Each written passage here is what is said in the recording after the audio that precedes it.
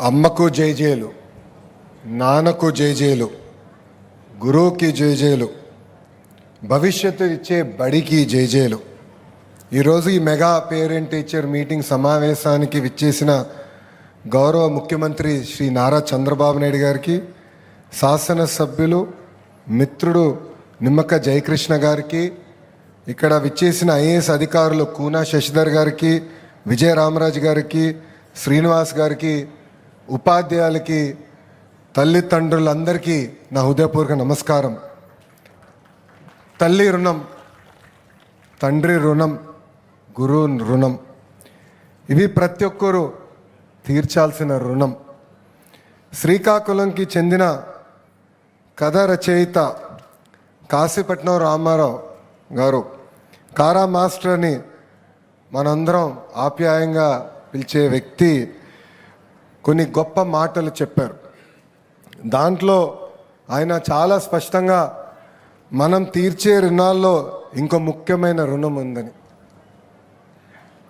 అదే సామాజిక రుణం. సమాజం మన కోసం అనేక విధాలుగా సహకరిస్తారు, అండగా నిలబడతారు. అందుకే సమాజానికి మనం తిరిగి ఇవ్వాలనేది ఆయన పదే పదే చెప్పారు. బడి ద్వారా మనం సమాజానికి ఆ రుణం తీర్చుకుందాం. ఆయన ఇప్పుడు మన మధ్యలో లేరు, కానీ కారా మాస్టర్ గారు రాసిన కథనాలు, లక్షల కథనాలతో ఆయన ఏర్పాటు చేసిన కథ నిలయం కూడా ఈరోజు శ్రీకాకుళంలో ఉంది. ఉత్తరాంధ్ర ముద్దుబిడ్డ అయిన కారా మాస్టర్ గారు, ఆయన గొప్పతనం మనందరం తెలుసుకోవాల్సిన అవసరం ఉందని ఈ సభాముఖం మీ అందరూ తెలుపుకుంటున్నాను. దేశ భవిత అనేది క్లాస్ రూమ్ నుంచే మార్చుతాం అనేది నమ్మిన వ్యక్తి గౌరవ ముఖ్యమంత్రి శ్రీ నారా చంద్రబాబు నాయుడు గారు. ప్రపంచానికి నైపుణ్యం ఉన్న యువతని అందించాలని లక్ష్యంతో కూటమి ప్రభుత్వం అడుగులు వేస్తుంది. ఆయన కళ నెరవేరాలంటే విద్యా వ్యవస్థలో అనేక సంస్కరణలు మనం తీసుకురావాల్సిన అవసరం ఉంది.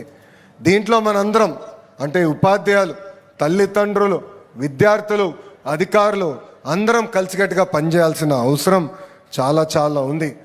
అందుకే ఈరోజు ఈ పేరెంట్ టీచర్ మీటింగ్ సమావేశం ఏర్పాటు చేశాం. గతంలో ఎప్పుడు జరిగిన విధంగా అందరిని అనుసంధానం చేసే మార్గం మన ప్రభుత్వం ఎంచుకుంది. మొదటి పేరెంట్ టీచర్ మీటింగ్ బాపట్ల ఏర్పాటు చేశాం, రెండోది సత్యసాయి జిల్లాలో ఏర్పాటు చేశాం, మూడోది పార్వతీపురం మన మన్యం జిల్లాలో ఏర్పాటు చేసుకుంటాం కూడా ఈరోజు జరిగింది. ముఖ్య అతిథిగా గౌరవ ముఖ్యమంత్రి గారు హాజరు అవుతాం. నిజంగానే నా అదృష్టంగా, ఒక విద్యాశాఖ మార్చులుగా నా అదృష్టంగా నేను భావిస్తున్నా. అభివృద్ధి వికేంద్రీకరణ గురించి పెద్ద ఎత్తున చర్చ జరుగుతుంది. అన్ని ప్రాంతాలు సమగ్రంగా అభివృద్ధి చెందాలనేది గౌరవ ముఖ్యమంత్రి గారి ఆలోచన. ఆ సమగ్ర అభివృద్ధి జరగాలంటే విద్యా వ్యవస్థ కీలకమైన పాత్ర వహిస్తుందని ఈ సభాముఖంగా తెలుపుతున్నాం. పిల్లల్ని చూస్తే నాకు దేవుళ్ళు కనపడతారు. పిల్లలు మన భవిష్యత్తు. పిల్లలంటే నాకు చాలా ఇష్టం. అందుకే గౌరవ ముఖ్యమంత్రి గారిని అడిగి నేను విద్యాశాఖ ఎంచుకుంటాం జరిగింది. ఈ పేరెంట్ టీచర్ మీటింగ్ చూస్తే చిన్నప్పుడు నేను పాఠశాలకు వెళ్ళినప్పుడు నా పేరెంట్ టీచర్ మీటింగ్ గుర్తొస్తుంది. పేరెంట్ టీచర్ మీటింగ్ అనగా నాకు బాగా భయం వేసేది చిన్నప్పుడు. ఎందుకంటే మాదొక అల్లరి బ్యాచ్. మా క్లాస్ టీచర్ నా పైన ఎప్పుడూ కంప్లైంట్ చేసేది మా తల్లికి. నా పేరెంట్ టీచర్ మీటింగ్కి ఏనాడు గౌరవ ముఖ్యమంత్రి గారు రాలేదు. అలాంటిది మీ పేరెంట్ టీచర్ మీటింగ్కి గౌరవ ముఖ్యమంత్రి గారు హాజరయ్యారు. ఎంత పని ఒత్తిడి ఉన్నా నా దేవాంశ్ పేరెంట్ టీచర్ మీటింగ్ నేను తప్పనిసరిగా వెళ్తా. అన్ని పనులు మానుకుని వెళ్తాను. ఎందుకంటే పిల్లల్ని పైకి తీసుకురావాలని బాధ్యత కేవలం ప్రభుత్వందే కాదు, ఇక్కడున్న తల్లిదండ్రుల పైన కూడా బాధ్యత ఉంది. అందరం కలిసికట్టుగా మాణిక్యాలని తయారు చేయాలి. ఈరోజు మేము చూసాం పిల్లలతో మాట్లాడడం ఎంత అద్భుతంగా, ఎంత కాన్ఫిడెన్స్తో మాట్లాడారంటే నేనే ఆశ్చర్యపోయా. వాళ్ళ వయసులో నేను అంత కాన్ఫిడెంట్గా మాట్లాడలేకపోయేవాడిని. ఇట్లా ఒక మీటింగ్ ఆర్గనైజ్ చేసి మాట్లాడాలంటే తడబడేవాడిని. అలాంటిది ఈరోజు మన పిల్లలు చూడండి ఎంత అద్భుతంగా ఈ కార్యక్రమం నిర్వహిస్తున్నారు. చదువు విలువ గురించి నేను ఒక ఉదాహరణ చెప్తా. అప్పటికి భారతదేశానికి స్వాతంత్రం రాల. ఒక పిల్లోడు చిన్న వయసులో తండ్రిని కోల్పోయారు. వాళ్ళ తల్లి రూపాయి జమ చేర్చి ఆ పిల్లోడిని చదివిస్తుంది. కరెక్ట్గా ఆ తల్లికి ఒకసారి ₹3 ఫీజు కట్టాల్సి వచ్చింది. డబ్బులు లేదు, ఏం చేయాలో తెలియని పరిస్థితి. ఏకంగా పుట్టింటి వాళ్ళు ఇచ్చిన ఆనాడు పట్టు చీరని తాకట్టు పెట్టి ఆ ₹3 తీసుకుని ఆ పిల్లోడికి మంచి పాఠాలు చెప్పించింది. అది చూసి ఆ పిల్లోడిలో కసి పెరిగింది. బాగా చదవాలి, ఆ చీర తిరిగి మా అమ్మకి ఇప్పించాలని. ఒక బ్యారిస్టర్ అయ్యాడు. ఏకంగా ఒక పేపర్కి ఎడిటర్ అయ్యారు ఆ వ్యక్తి అహర్నిశలు కష్టపడ్డారు. స్వాతంత్రం కోసం పోరాడి భారతదేశానికి స్వాతంత్రం తీసుకొచ్చిన వ్యక్తి. ఏకంగా ఆంధ్ర రాష్ట్రానికి తొలి ముఖ్యమంత్రిగా నిలబడిన వ్యక్తి. ఆ వ్యక్తి పేరే ఆంధ్ర కేసరి టంగుటూరి ప్రకాశం పంతులు గారు.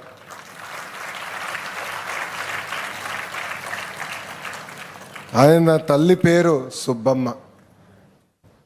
అంటే స్వాతంత్రం వచ్చే ముందల చదువు విలువెంతో ఆ తల్లికి తెలుసు. ఇది ఇక్కడున్న పిల్లలు మనందరం మర్చిపోకూడదు. ఈరోజు మనం ఈ స్థాయికి వచ్చామంటే మన తల్లిదండ్రుల త్యాగాలు చాలా ఉన్నాయి. కొన్నిసార్లు మన కోసం ఆహారం పెట్టాలని వాళ్ళు భోంచేని రోజులు కూడా ఉంటాయి. మనకి జ్వరం వస్తే చాలా దిగులు పడతారు. సో ఇది తల్లిదండ్రుల్ని మనం మర్చిపోకూడదని ఇక్కడున్న పిల్లలందరూ కూడా నేను తెలియజేస్తున్నా. పిల్లలకి ఏకంగా చదువుతో పాటు నైతిక విలువలు అనేది చాలా చాలా అవసరం.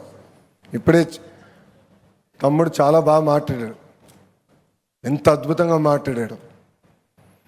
నైతిక విలువలు సమాజంలో పెరగాల లక్ష్యంతో ఏకంగా చాగంటి కోటేశ్వరరావు గారికి క్యాబినెట్ ర్యాంక్ ఇచ్చి ప్రభుత్వానికి సలహాదారులు చేసిన వ్యక్తి గౌరవ ముఖ్యమంత్రి చంద్రబాబు నాయుడు గారు.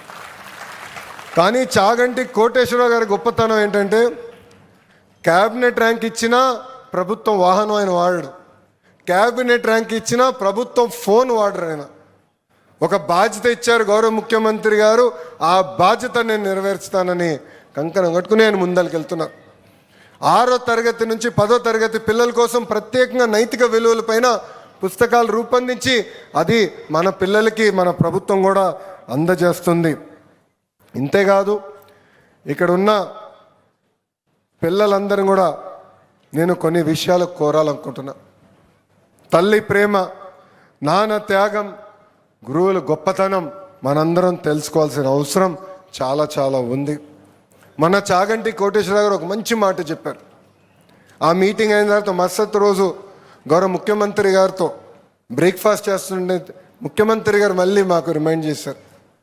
ఆయన ఏమన్నారంటే తల్లికి చెప్పలేని ఏ పని మనం చేయకూడదని, తల్లికి చెప్పలేని ఏ పని మనం చేయకూడదని.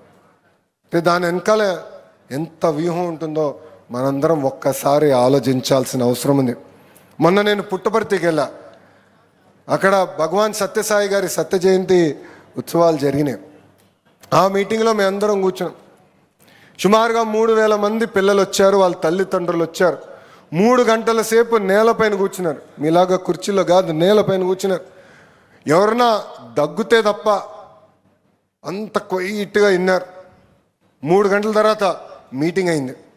అందరు నుంచున్నారు, చుట్టుపక్కల చూశారు. వాటర్ బాటిల్ ఉంటే తీసుకున్నారు, ఒక కాగితం ఉంటే తీసుకెళ్ళి చెత్త బుట్టలో పడేసిన తర్వాతనే వాళ్ళ అకామిడేషన్ అంటే హౌసింగ్కి వెళ్ళారు. అందుకే ఇక్కడున్న మనందరం కూడా చుట్టుపక్కల ఉన్న ప్రాంతాన్ని శుభ్రంగా పెట్టుకోవాలి. ఇది కేవలం పక్కోడి సమస్యనో ప్రభుత్వ సమస్యతో కాదు, ఇది మన సమస్య. ఇక్కడ చూస్తున్నా కొన్ని వాటర్ బాటిల్స్ ఉన్నాయి. మీటింగ్ అయిన తర్వాత అందరూ వాటర్ బాటిల్స్ తీసుకుని చెత్త బుట్టలు వేయాలి. మొత్తం ప్రాంగణాన్ని శాశ్వతంగా శుభ్రంగా పెట్టుకోవాల్సిన బాధ్యత ఇక్కడ మన అందరిపైన ఉందని సభాముఖంగా మీ అందరు తెలియజేస్తున్నాం. మొన్న రాజ్యాంగం దినోత్సవం జరిగింది. గౌరవ ప్రధానమంత్రి శ్రీ నరేంద్ర మోడీ గారు అన్ని రాష్ట్రాల్లో మీకు తోచిన విధంగా ఏర్పాటు చేయండి, ప్రజల్లో చైతన్యం తీసుకురండి అని చెప్పారు. మొదటిసారి జరిగినప్పుడు నేను అంత ప్రిపేర్డ్గా లేను. ఆనాడు గౌరవ ముఖ్యమంత్రి గారికి నేను హామీ ఇచ్చా, సార్ కరెక్ట్గా 1 సంవత్సరం సమయం ఇవ్వండి, పిల్లల కోసం పిల్లలకి అర్థమయ్యే విధంగా బాల రాజ్యాంగం రూపొందించి వాళ్ళ చేతుల్లో నేను పెడతాను. ప్రాథమిక హక్కులే కాదు, ప్రాథమిక బాధ్యతలు ఏంటో కూడా మేము తెలియజేసే బాధ్యత మేము తీసుకుంటామని చెప్పాం. మొన్న మన అసెంబ్లీ బయట ఇట్లనే టెంట్లేసి పిల్లల చేత మాక్ అసెంబ్లీ ఏర్పాటు చేశాం. 175 మంది పిల్లలు అద్భుతంగా వాళ్ళ నియోజకవర్గాల్లో పోటీల్లో పాల్గొని నంబర్ 1 అయిన తర్వాత అక్కడికి వచ్చారు. ఇన్ఫ్యాక్ట్ శాసనసభ్యుల కన్నా అద్భుతంగా ఆ రోజు పిల్లలు ప్రజల సమస్యలపైన చర్చించి మాట్లాడి పోరాడి ఒక దిశ నిర్దేశనం మా అందరికి ఇచ్చారు. ఇక్కడున్న తల్లిదండ్రులు పిల్లలందరూ ఒక విషయం గుర్తుపెట్టుకోవాలి, మహిళల్ని గౌరవించాల్సిన బాధ్యత మనందరిపైన ఉంది. తెలుగు వాడక భాషలో కొన్ని పదాలు వాడతారు, అది నేను ఎప్పుడైనా బాధ కలుగుతుంది. మహిళల్ని కించపరిచే విధంగా వాడతారు. గాజులు తొడుక్కున్నావా, చీర కట్టుకున్నావా, అమ్మాయిలాగా ఏడవద్దు, అమ్మాయిలాగా వివరించదనే ఇంట్లో వాడక భాషలో ఈ పదాలు వాడతాం. దీనికి ఫుల్ స్టాప్ పెట్టాల్సిన బాధ్యత ఇక్కడున్న తల్లిదండ్రులు పిల్లలపైన ఉంది. ఎవరన్నా ఈ భాష వాడితే వాళ్ళు ఒకటే చెప్పండి, విద్యాశాఖ మంత్రులు లోకేష్ చెప్పాడు ఈ భాష వాడేదానికి లేదు, మీరు వాడితే హెచ్ఎం గారికి రిపోర్ట్ చేస్తామని వాళ్ళకి చాలా స్పష్టంగా చెప్పాల్సిన అవసరం ఉంది. సమాజంలో ఎప్పుడైతే మహిళల్ని మగవాళ్ళతో సమానంగా గౌరవిస్తామో అప్పుడే ఆ సమాజం డెవలప్ సమాజం అవుతుంది. ఇతర దేశాల కన్నా అగ్రస్థానంలో మనం నిలబడతాం. ఆర్థికంగా మనం ముందరికి వెళ్తున్నాం, నంబర్ 1 అవుతాం ఖాయం, దాంట్లో ఎలాంటి సందేహం లేదు. కానీ మహిళల్ని గౌరవించాల్సిన బాధ్యత ఇక్కడ ఉన్న మనందరిపైన ఉంది. అందుకనే నేను విద్యాశాఖ మార్చులు అయిన తర్వాత ప్రాథమిక పాఠశాలలో మన పిల్లలకి ఇస్తున్న పుస్తకాలు చూసా, దాంట్లో ఇంటి పనులన్నీ ఆడవాళ్ళు చేసే ఫోటోలు ఉన్నాయి. నేను అప్పుడు అధికారులను అడిగా, నేను పెరిగే సమయంలో 50-50 చేశాం. బ్రహ్మని నాకు పెళ్ళి ఇప్పటికీ 19 సంవత్సరాలు అయింది. ఇంటి పనులు మేము 50-50 చేస్తాం, ఎందుకు బుక్కుల్లో 50-50 లేదని ఏకంగా 50% ఫోటోలు మగవాళ్ళు కూడా ఇంటి పనులు చేసే విధంగా మేము రూపొందించాం. నిజమైన మార్పు ప్రాథమిక పాఠశాల నుంచి మొదలవుతుంది. ఇక్కడ చాలామంది అక్కలు నవ్వుతున్నారు, నేను చెప్పిన దాంట్లో ఎలాంటి పొరపాటు లేదు కదా తల్లి, కరెక్ట్గా చెప్పానా? ఇంకో పక్కనే తల్లి, పాఠశాలని రాజకీయాలకి దూరంగా పెట్టాం. మీరు చూస్తే రాజకీయ నాయకుల పేరులతో స్టూడెంట్ కిట్ ఇవ్వలేదు. సర్వేపల్లి రాధాకృష్ణ గారి పేరుతో స్టూడెంట్కి ఇచ్చాం. డొక్కా సీతమ్మ గారి పేరుతో మధ్యాహ్నం భోజనం పథకం ఏర్పాటు చేస్తున్నాం. మీరు చూడండి, మీ పిల్లలకి అందించిన పుస్తకాల్లో కానివ్వండి, మెటీరియల్లో కానివ్వండి, చివరికి ఇక్కడున్న ఫ్లెక్సీలో కూడా గౌరవ ముఖ్యమంత్రి గారి ఫోటో కానివ్వండి, ఉప ముఖ్యమంత్రి గారు పవన్ అన్న గారి ఫోటో కానివ్వండి, లేదంటే విద్యాశాఖ మార్చులుగా నా ఫోటో కానివ్వండి, ముందు మాట కానీ ఎక్కడా లేని పరిస్థితి. ఎందుకంటే రాజకీయాల్ని పాఠశాలకు దూరంగా పెట్టాలనేది గౌరవ ముఖ్యమంత్రి గారు నాకు ఇచ్చిన ఆదేశాలు, అది తూచా తప్పకుండా మేము అమలు చేస్తున్నాం. అనేక సంస్కరణలు తీసుకొచ్చామమ్మా. 9600 పాఠశాలలో 1 క్లాస్ 1 టీచర్ విధానం తీసుకొచ్చాం. కరికులంని బలోపేతం చేస్తున్నాం. ఇప్పుడే గౌరవ ముఖ్యమంత్రి గారు చూపించాం క్లిక్కర్ టెక్నాలజీ ఎలా వాడచ్చని. కేవలం పాఠాలే చెప్తాం కాదు, దాంట్లో ఎంతవరకు నేర్చుకున్నారు, డెప్త్ ఎంతవరకు వచ్చిందో నేరుగా తెలుసుకునేదానికి క్లిక్కర్ టెక్నాలజీ తీసుకొచ్చాం.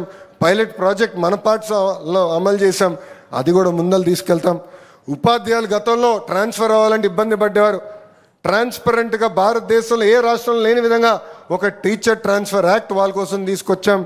ఇన్ సర్వీస్ టీచర్స్ కూడా ఏకంగా ఈ టెట్ ఆప్షనల్ చేశాం.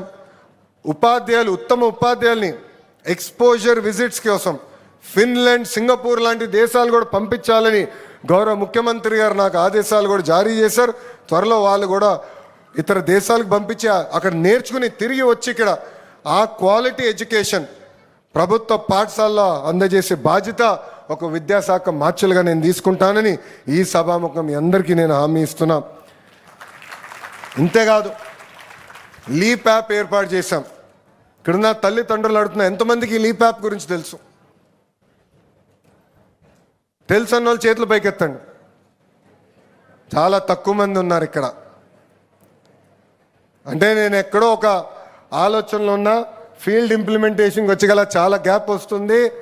అధికారులందరూ తెలియజేస్తున్నా, ఇమ్మీడియట్గా మనం తల్లిదండ్రులకి మెసేజ్ ద్వారా, ఈవీఆర్ఎస్ ద్వారా, వాట్సాప్ ద్వారా, ఎస్ఎంఎస్ ద్వారా లీప్ యాప్ గురించి తెలియజేయాల్సిన బాధ్యత మనందరి పైన ఉంది.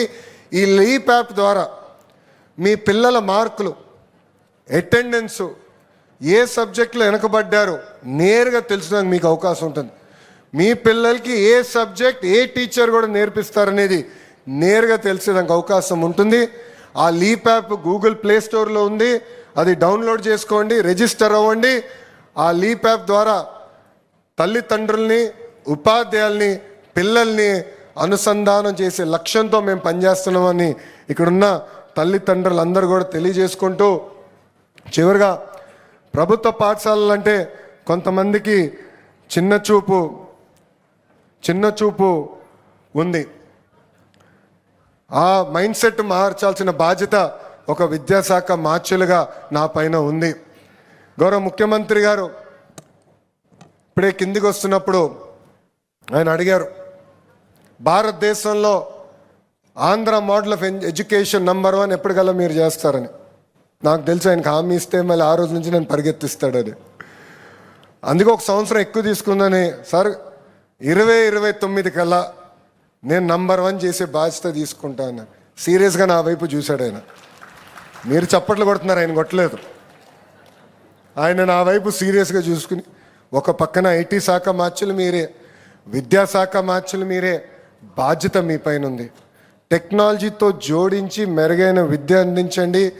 కేవలం 2 సంవత్సరాలు ఇస్తున్నా ఆంధ్ర మోడల్ ఆఫ్ ఎడ్యుకేషన్ భారతదేశంలోనే నంబర్ 1 చేయండి అనే ఆదేశాలు ఆయన ఈరోజు నాకు జారీ చేశారు. ఆ ఆదేశాలు తప్పనిసరిగా మేము స్వీకరిస్తాం. 100% భారతదేశంలోనే నంబర్ 1 చేసే బాధ్యత మేము తీసుకుంటామని ఈ సభాముఖంగా గౌరవ ముఖ్యమంత్రి గారికి నేను హామీ ఇస్తూ, వెనుకొండి నాకెప్పుడు సలహాలు ఇస్తున్న ఒక వ్యక్తి, ఆయన గౌరవ ఉప ముఖ్యమంత్రి, నాకు అన్న సమానమైన పవన్ అన్న గారు. క్యాబినెట్ మీటింగ్ కరెక్ట్గా ముందెళ్తాం. ఒక 15-20 నిమిషాలు ఉంటుంది.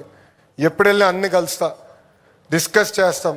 మధ్యాహ్నం భోజనం విషయంలో కానీ, స్కూల్ కిట్ గురించి కానీ, కరికులం గురించి కానీ, మహిళలు గౌరవిస్తాం విషయంలో కానివ్వండి, ఇవన్నీ మేము డిస్కస్ చేస్తాం.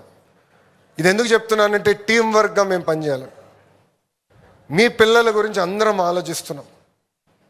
నాకు కూడా టైం టు టైం సలహాలు ఇచ్చి నడిపిన గౌరవ ఉప ముఖ్యమంత్రి గారికి, పవనన్నకి ఈ సభాముఖంగా నా కృతజ్ఞతలు కూడా తెలుపుకుంటూ, ఈ సభాముఖంగా ఆంధ్ర రాష్ట్రంలో ఉన్న తల్లిదండ్రులందరూ కూడా ఒక విషయం చెప్పాలనుకుంటున్నా.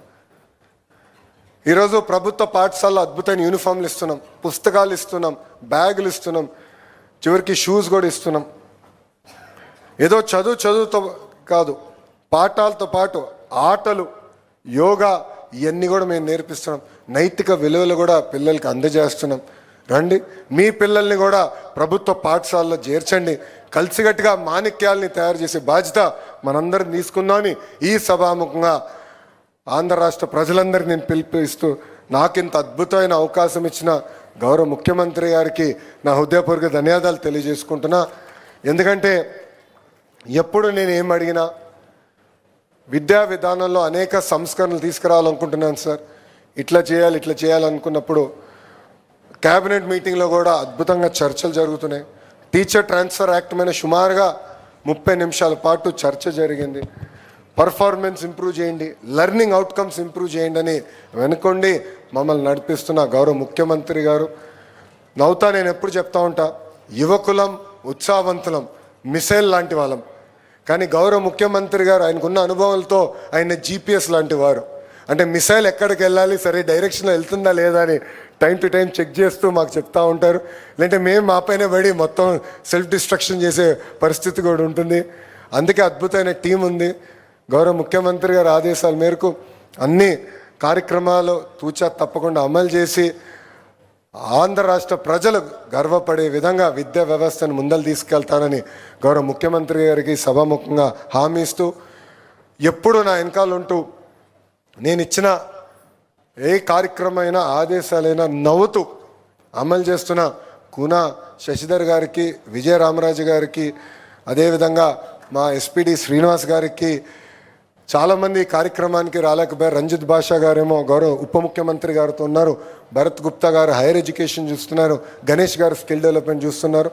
మనందరం ఒక పవిత్రమైన బాధ్యత తీసుకున్నాం, మనందరం కలిసికట్టుగా ముందరికి గౌరవ ముఖ్యమంత్రి గారు గర్వపడే విధంగా అందరం పనిచేయాలని ఈ సభాముఖంగా వాళ్ళందరూ కూడా తెలియజేసుకుంటూ నేను మీ అందరి దగ్గర నుంచి సెలవు తీసుకుంటున్నాను.